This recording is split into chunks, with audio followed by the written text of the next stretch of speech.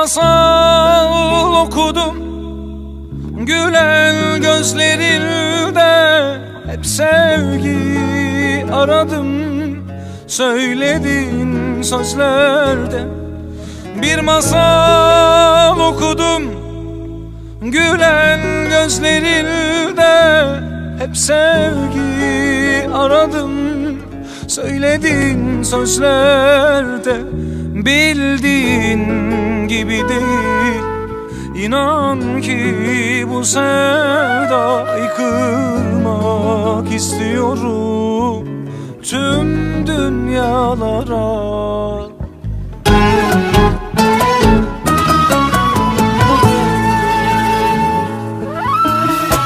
Canına yandım dilberim, senden başkasını sevmedim. Bu yüreğim senin, al senin, tek gerçeğimsin benim. Bu hayat beni yorsa da, zaman artık dursa da, Allah'ım şahit buna, tek sevdiğimsin benim. Canına yandım dilberim, senden başkasını sevmedim.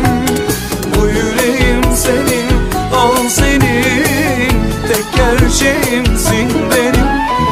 Bu hayat beni yorsa da, zaman artık dursa da, Allah'ım şahit buna, en sevdiğimsin benim.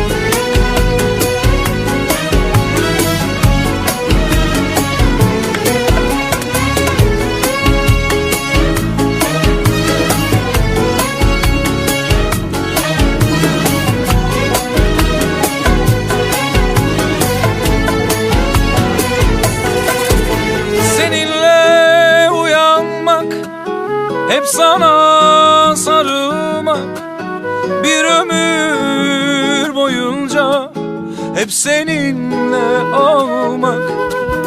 Seninle uyanmak, hep sana sarılmak, bir ömür boyunca hep seninle olmak. Bildiğin gibi değil, İnan ki bu sevda haykırmak istiyorum tüm dünyalara.